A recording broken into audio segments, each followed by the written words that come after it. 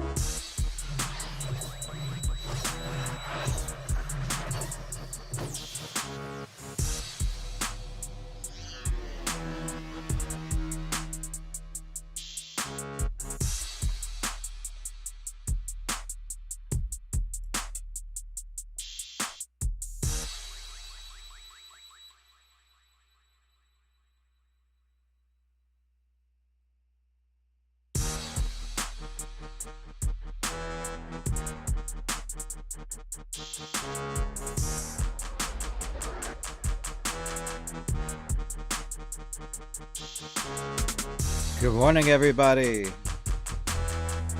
Getting ready to get started in about 5 minutes or so. Let's go.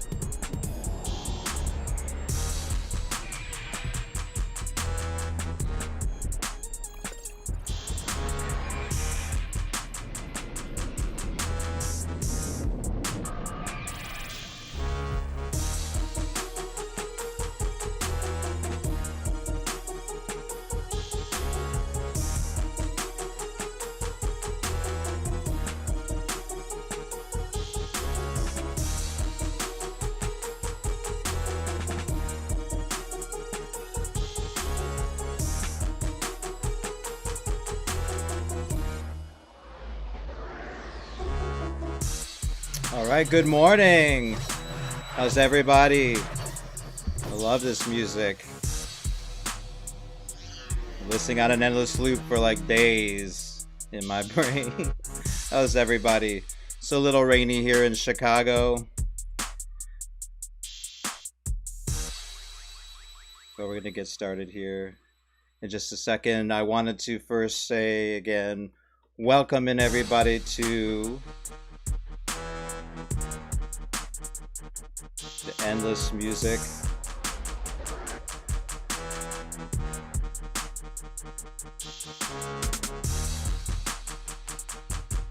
Let's get that. Hold on one second. Yeah, just welcome in. Welcome in. Welcome in. Is everyone hearing that too? The endless sound wave, the endless music. Try to cut that off. All right. Can everyone hear me? Say yes in the box if you can hear me. Appreciate that. And again, welcome in. Everyone looks like they have their workbooks printed for Pastry Chef Expansion Challenge Session 2. And we did a lot of great work last week. I appreciate everyone staying with me for a full hour of programming and coaching and education and examination and a little bit of storytelling. If you can hear me, say yes. You want to make sure all the levels are good and everything's great. When I think about the things we talked about on the phone this week, I was able to talk to everyone for about 30 minutes, which was fantastic. And in that, I realized every one of you is working right now. I thought some of the chefs that would be involved in this maybe had been laid off, had been furloughed, couldn't have as much work.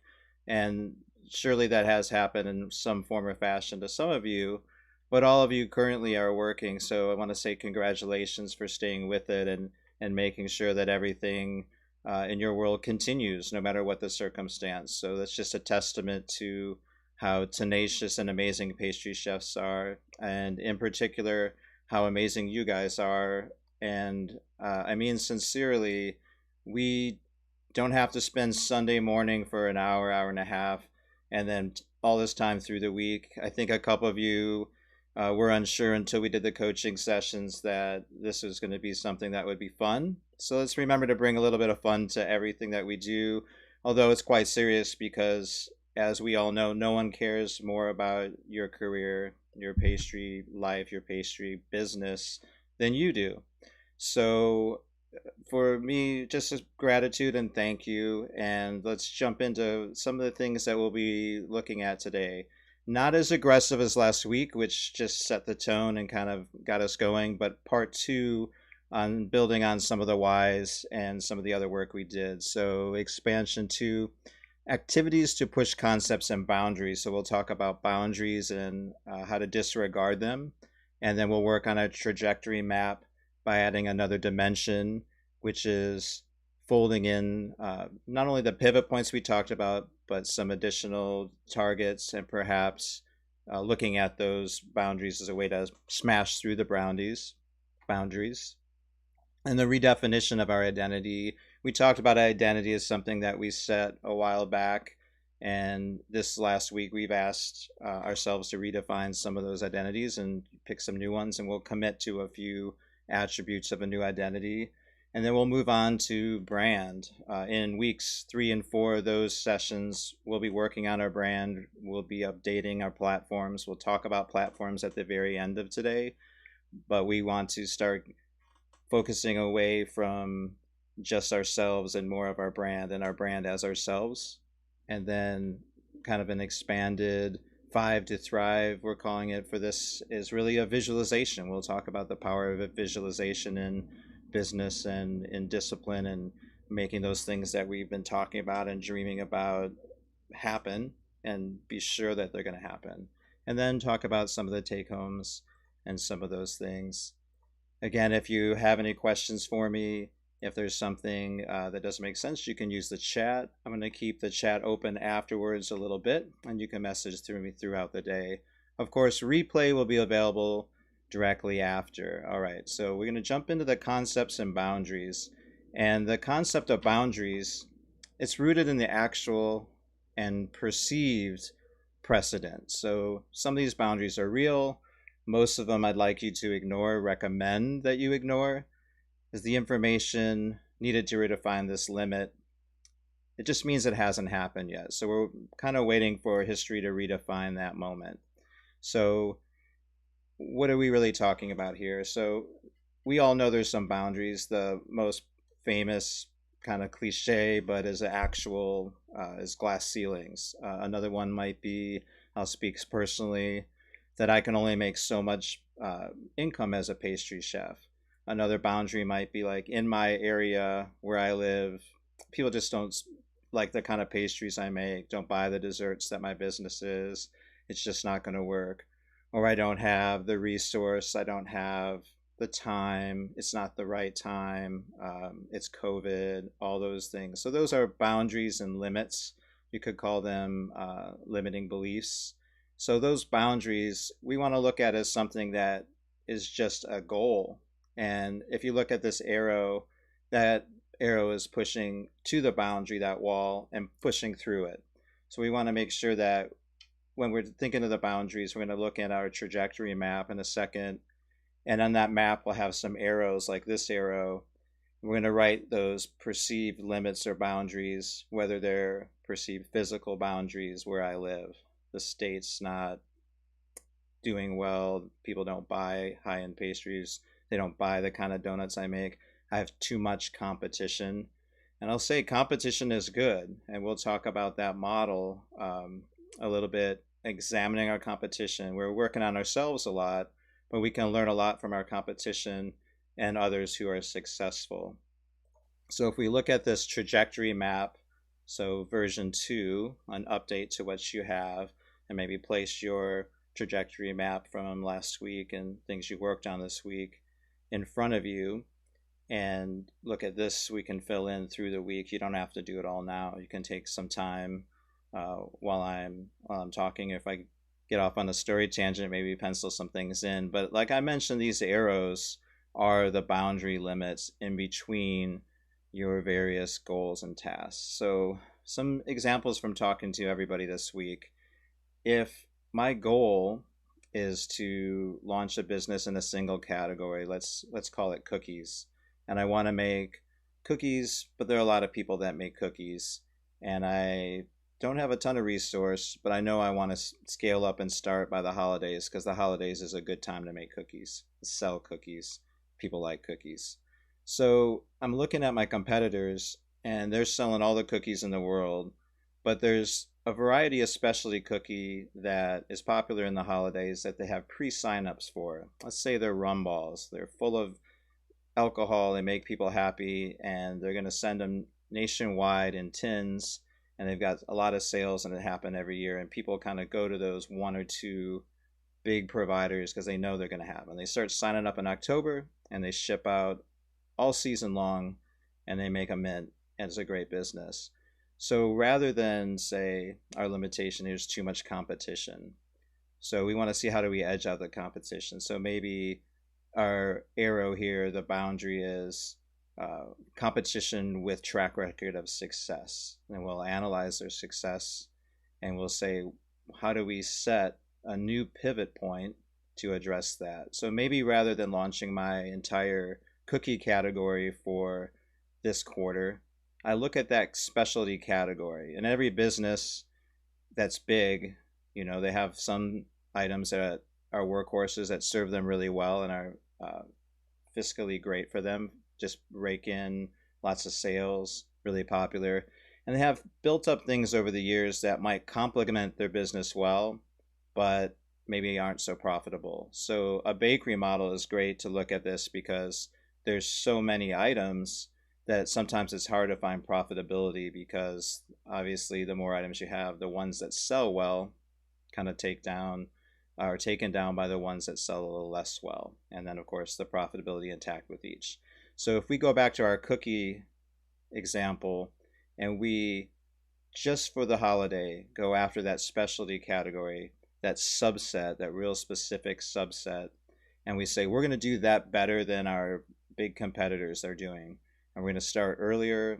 We're going to come up with a packaging and a profile that makes them better, and because we're smaller, we're going to do a better job at that. And when they run out, we'll still have them. We're going to do a little market research of what time they usually run out. We're going to ask our friends, and maybe they're an example that we know well because we are customers of that business too. There's absolutely nothing wrong with that. And we don't need to take away all the profits from this business to win. And we don't need to get really nasty competitive with them either. We can actually be friends of that business and understand them, because we're kind of all in this together in terms of a community of sweet producers and pastry chefs. And that connection is very real. We just need a few percentage points of revenue off of that business to make it worthwhile for us to get to our next step next year. So I hope that makes sense. So that would be one arrow.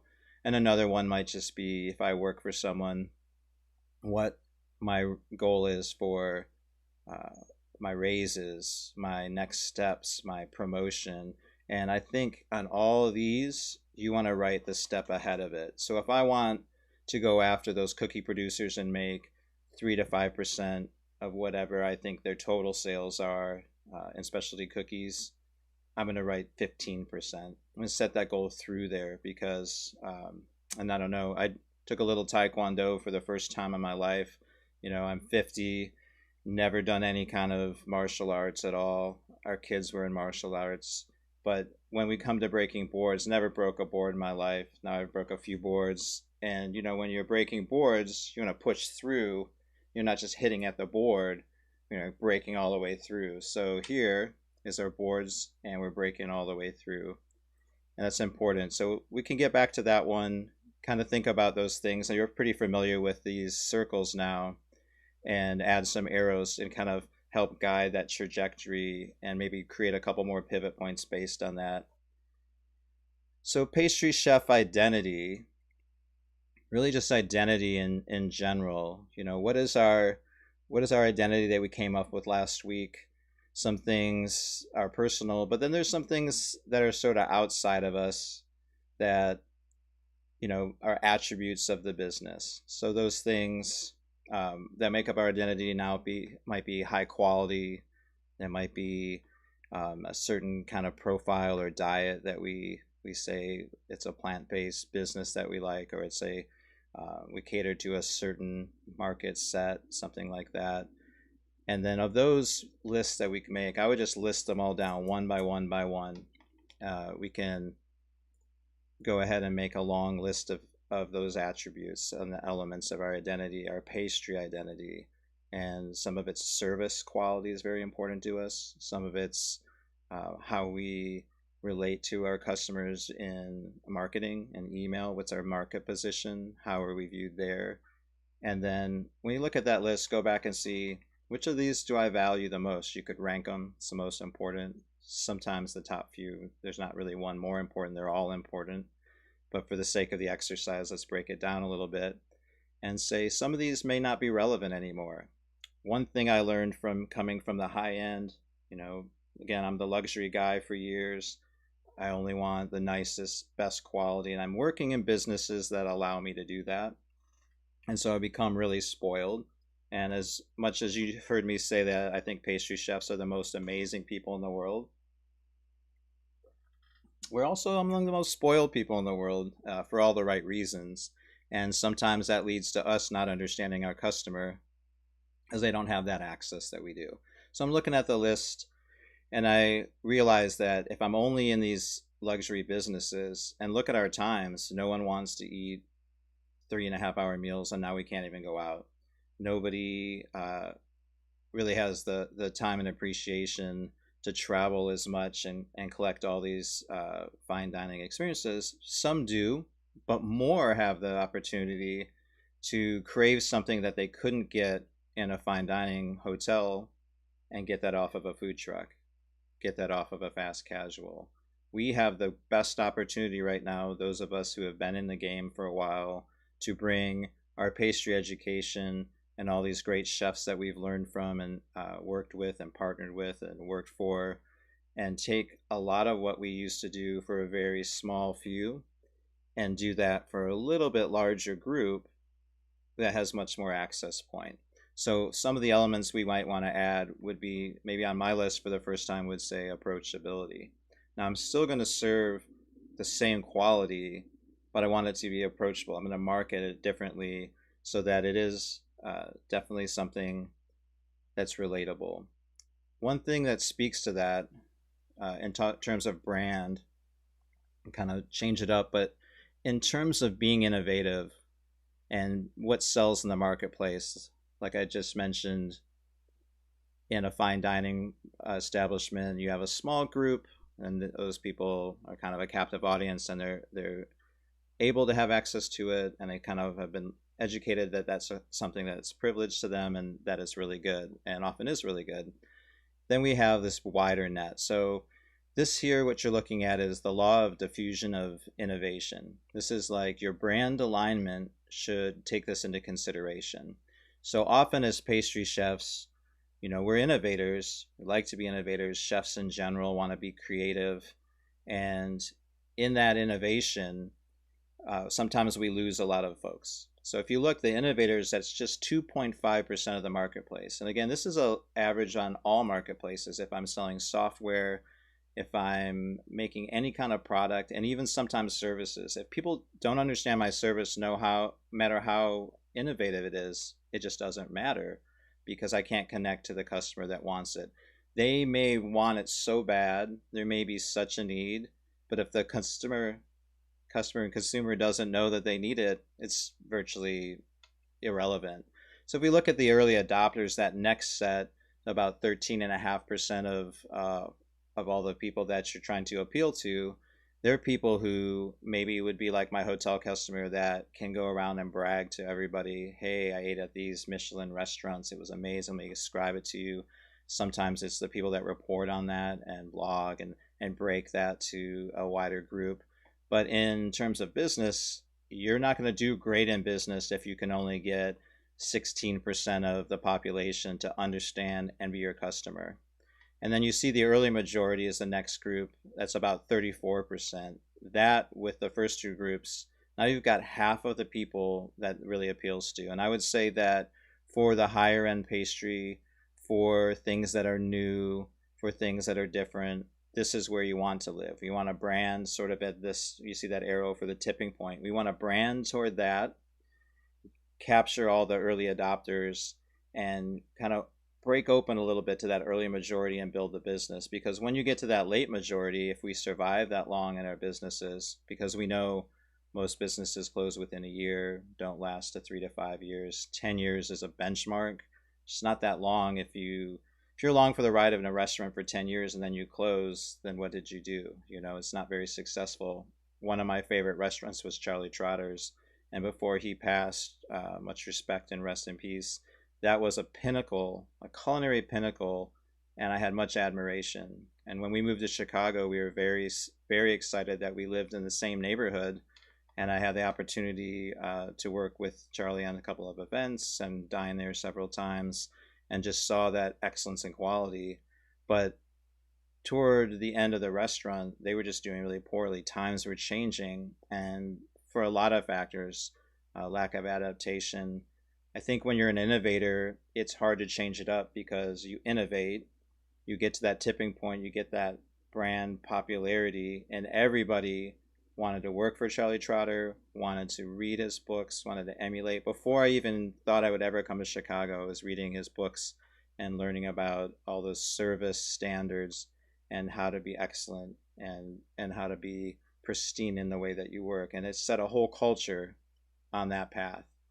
But if we can't change and adapt, and I think now it's constant. We don't know. I'm working on some business plans and P&Ls for 2021 for some of the clients, and nobody, not one of them, has any certainty that what happened the previous year, any month this year, can be replicated next year in the same way. So we're all putting it together in different ways. And I think that's a great opportunity to do something new, to rethink everything because everyone's in that boat. And when there's a shakeup, things shake out too. So it's a great opportunity to get in. We're kind of rolling the dice. Everybody is. So rather than respond to people, and we talked about this last week, that are fearful and pull back, we kind of want to step in with a plan. And a lot of the things that we're developing here can be that plan. So if you look late majority and the laggards, we're not going to try to reach out and appeal to them right away. We're just going to design for the tipping point, market toward that, and then assess, hey, maybe it's a little bit too exclusive, that item that we're going to do. So I've been guilty of that quite a bit. It's a great place to design. I would say creatively, that's a separate process. In the creative process, disregard all of this. We're just talking about your brand and marketing and when you want to go to market. Disregard it for the creative process and then adapt it when you go to market. So you want to look at who in this space is crushing the game. What can you learn that will save you time in terms of if they're getting a lot of sales doing something a certain way in a certain market or even online, and you can track their success on some things they're doing, you want to follow that. You don't want to go away from it. And sometimes the instinct is to say, well, I want to be completely original. But I think we know that there is nothing completely original, even though we all say that for years. We want to create our stamp of originality, yes. And the way to do that is to build off of other success and acknowledge it, and then not copy so much that it's blatant, excuse me. And where is the opportunity to do something better than our competitor? Also, when I examine our own product and services after looking at the competitor. And so, like I said, compare what they've done well in light of what we're doing, and then make that comparison, and make the adjustment to what we're doing. And again, are we too innovative? And then am I equipped to do what I want to do? So back to the cookie example, I might be better equipped to step out with that one category right away, knowing that I have more efficiency. I have to put less energy in that. There'll be better costs on buying one package and not several packages. I'm making it much more efficient model to be profitable, and then I can cash scale my business a little bit better than that, from that. So here's some of this expanded ideas. 5 to thrive. 5 minutes to thrive every day, and some many quotes on visualization. And I'm sure we realize visualization, something athletes do. Visualization is something that has become really successful, but sometimes it seems pretty silly. And sometimes when I'm doing something, I have to find a room in public when I'm doing some visualization before I do an event where I have to speak in front of a lot of people. Believe it or not, I'd rather speak in front of 5,000 people or 500 people than a room full of 5 chefs that I know. That's much harder, for me personally. Some people are the opposite. But at any rate, the content, I know it. The motivation is to serve and to educate and to come out with a great outcome for everybody. But yet, without that visualization, sometimes a lot of things come into your head. So in business, it's the same. How many times have we had a business plan where we're going to do things a certain way, and we get it queued up a certain way, and we talk to our teams, and we talk to ourselves, we're going to do it a certain way. And just before we get ready to execute, we change everything. We just change everything. We say, you know what? There must be something I was missing. I'm going to do something completely different. So let's look at this quote for visualization. Visualization can help you stay focused. We visualize the blank plate. So that's just a real focused single product visualization. But I want you to expand that to include everything that we're doing in our business, and kind of centering on what we said our identity was, stop, erase whatever that's done, and then what our new identity is, and kind of focus on that. So to visualize what you want to do before you do it, visualization is so powerful that when you know you want it, you will get it. So visualization is so powerful that when you know you want it, you'll get it.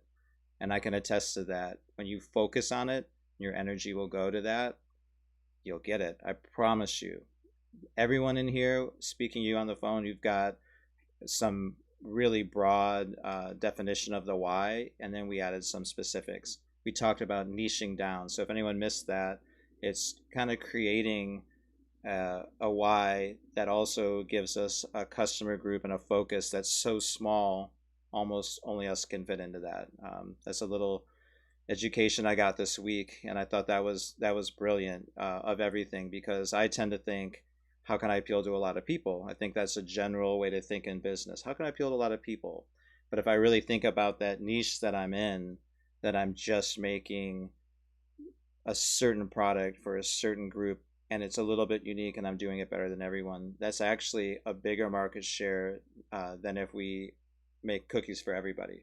We're making specialty cookies for grocery stores that are high-end grocery stores that'll retail through the holidays, and we're going to come in and out in that business. And then I can focus on how to sell to them. I can focus on what I'm doing.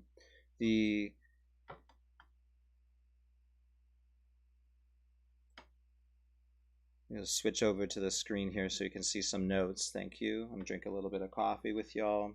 So what are the products and services you plan to offer the marketplace? And you can write as we go here. From the last trajectory map. We had those, but kind of put them all in one place. And I think we narrowed those down a little bit, which is great. And I think we kind of focus them. If they're not completely focused, maybe you need to break them apart instead of two ideas into single idea lists. And then every day take 5 minutes. This is that 5 to thrive in the morning is great. Every day take 5 minutes to visualize each one for a minute or so. So in your visualization, you're going to picture in that visualization each one area that we have that is done and that is successful. And that's a pretty important aspect of it, that you feel like it's done and then it's successful. And then how do you feel? Focus on how you feel. Picture how you would tell that to somebody and step into each one like it's done. Step into each one. So again, you're going to focus, put everything out for 5 minutes, everything out of your mind. Maybe after breakfast. I had one chef say, hey, after this sessions are done every Sunday I'm going to work on myself. That's perfect. 5 minutes every day to like view your success. Just close your eyes, one by one view. And again, like it's already done is very important. You can see the activities and see the success. If you run into a block where you're visualizing and then it's not working out, just stop, and your brain broadcasts stop or erase or nope, that's my old situation, that's my old story, and then switch into yes, this is what I'm going to do, this is how it is going, everything well. Does that make sense to everyone?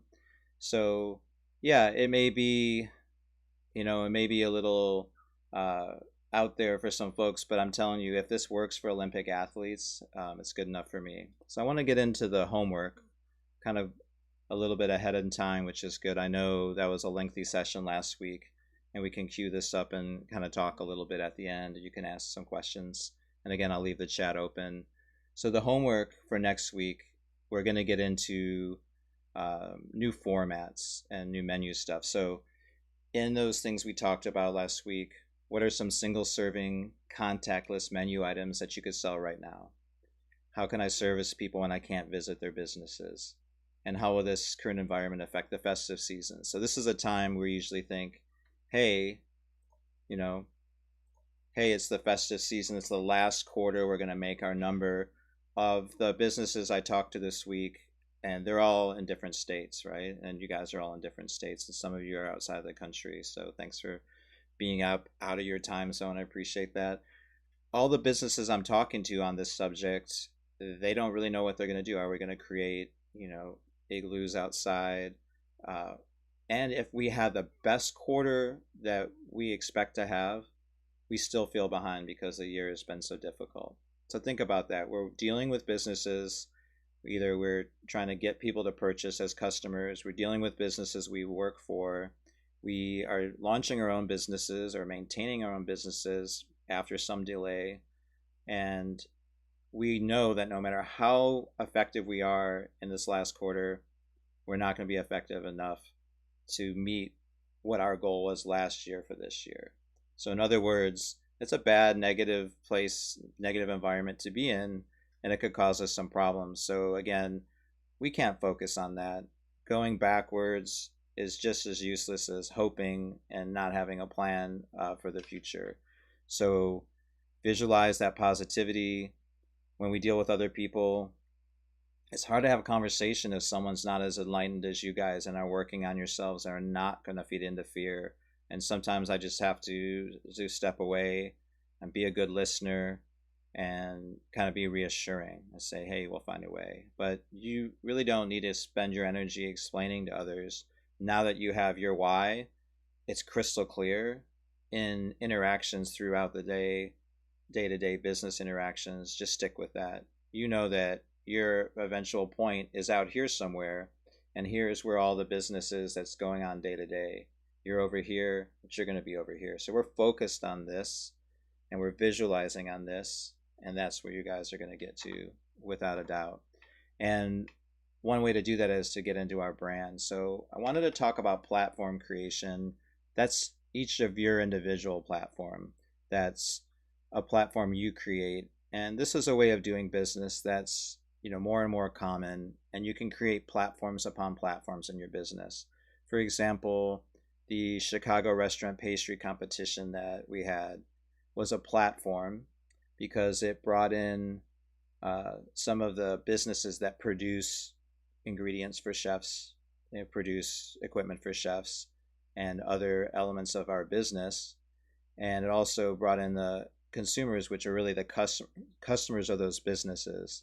And sometimes as chefs, we don't realize what a powerful customer we are. We are a powerful, powerful customer. And one thing that you want to think of strategically is, even if it's someone else's business you work for, most of you guys work for yourselves at this point. If you're working for a bigger business, you really have the budget, but also the leeway to spend that money somewhat. So in a way, it's great to have the leeway, but you're responsible for everything you spend on some level. When you're in a smaller business, you may have limited leeway, but just the ability to purchase any ingredient that you want makes you a powerful customer.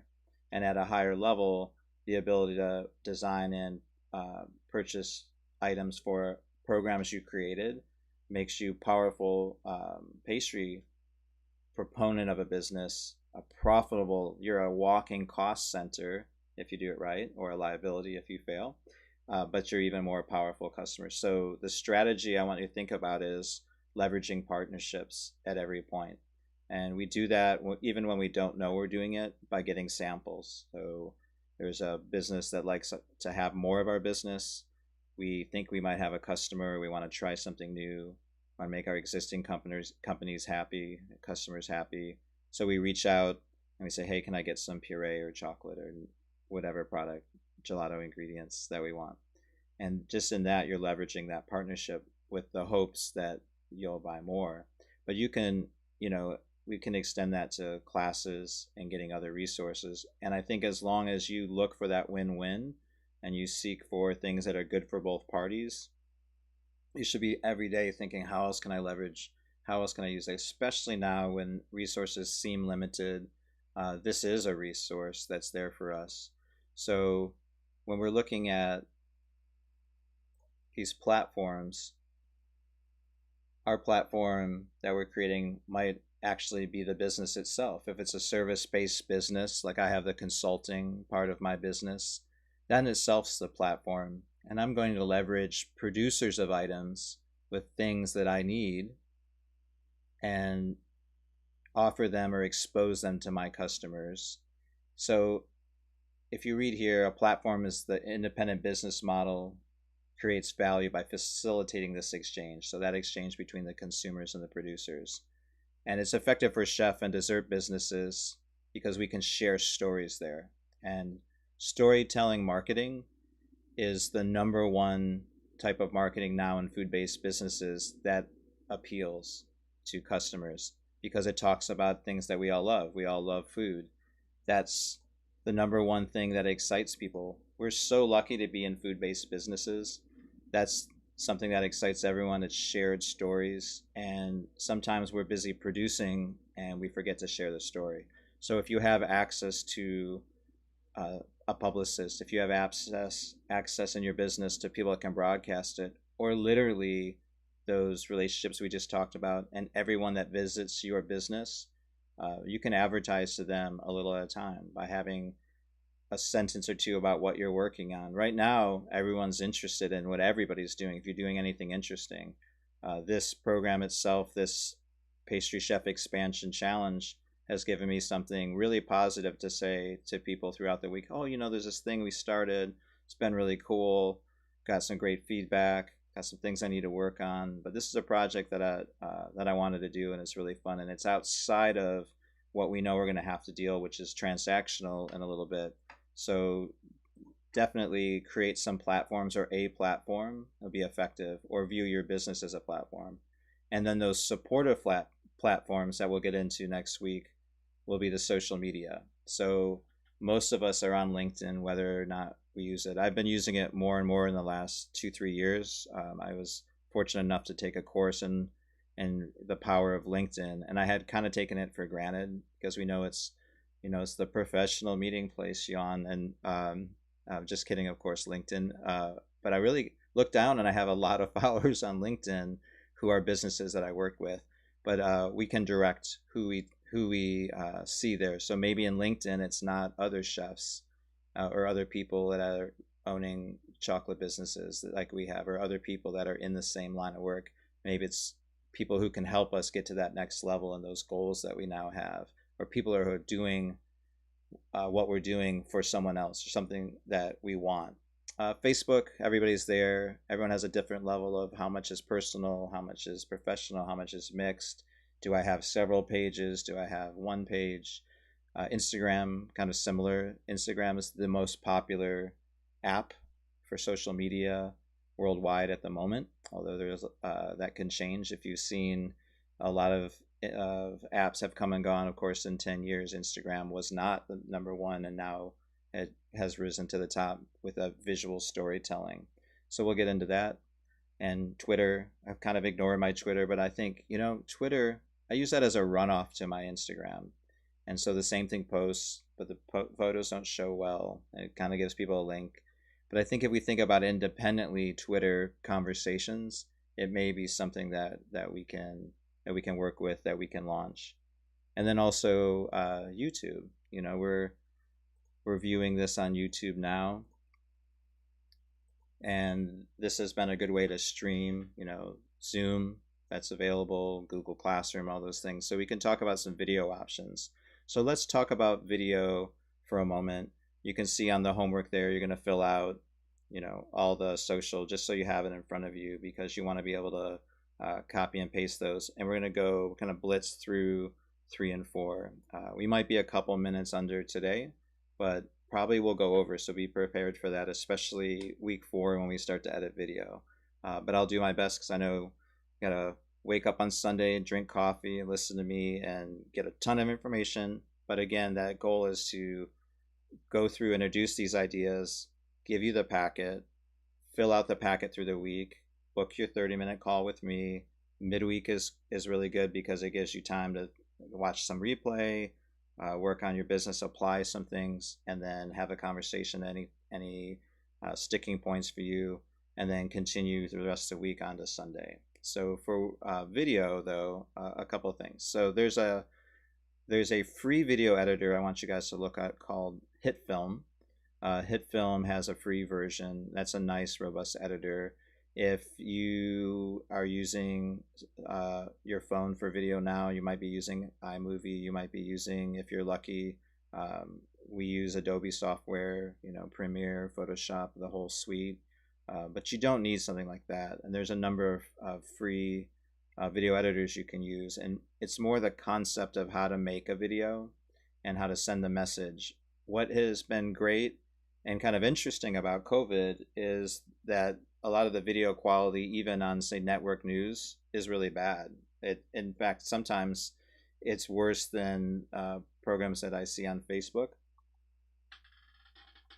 which is interesting. But the positive byproduct is people are used to watching video of various qualities. Now, you want to make sure the sound is pretty good so you can hear what the message is. People will tolerate a little off video, apparently a lot off video, like we're saying, then they will tolerate really bad sound quality. It's just annoying. We all hate that.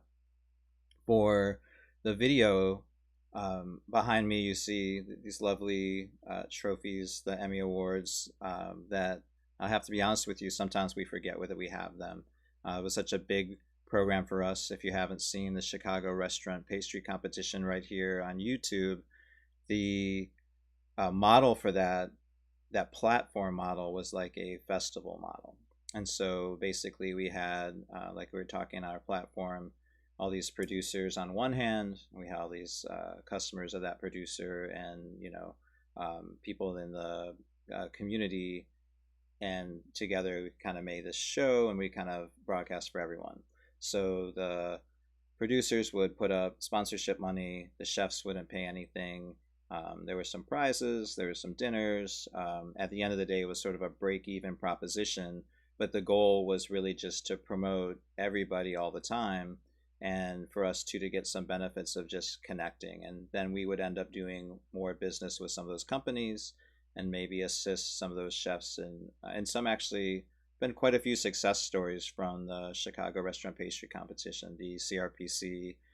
Some people are still with those companies, people that work for Pregel now, people that have become customers of Wearing Commercial, people that have gained a little bit more acknowledgement on video in a show where you see the quality of their work, and got them positions they may or may not have had. It was like a video resume.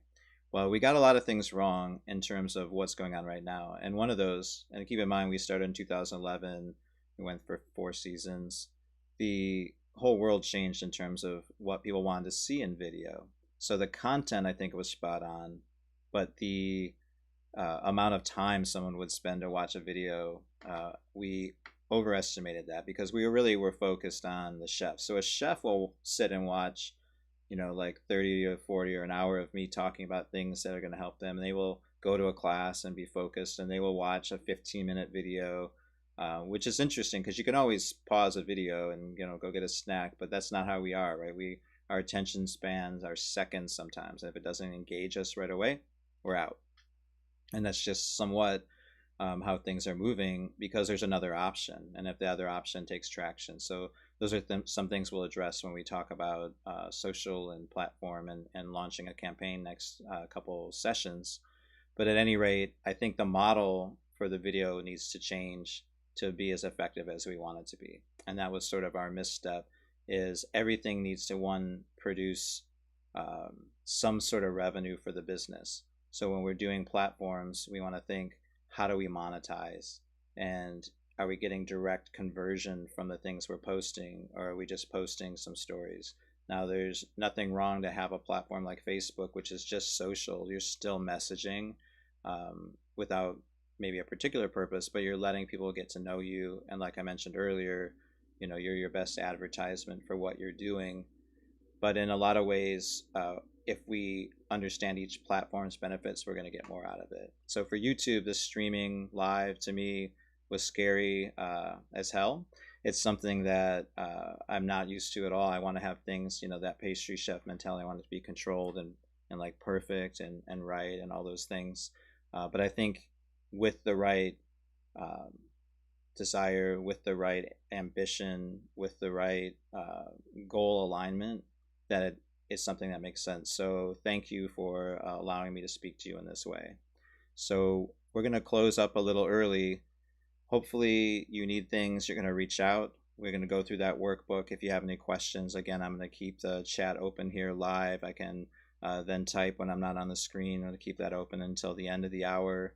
And again, I just wanted to say thank you. This has been a great first week in between talking to each of you and sincerely getting excited with you guys and hearing some breakthroughs on how to focus and seeing how far along everybody is. Sometimes we take for granted how much education and how well trained and how many experiences that we have. And we have so many things to offer people. And each of you is a wonderful universe in person and brings something really unique. And I'm excited to see the success that you've already had, and even more excited to see you take these session lessons and kind of expand out of that. So thank you again. I appreciate all of you. It is my pleasure to have you tune in and just listen to the things that I have to offer. I will see you next week. We'll book some sessions in the meantime. Heavily, heavily appreciate the opportunity. And have a great week, everyone. Be well.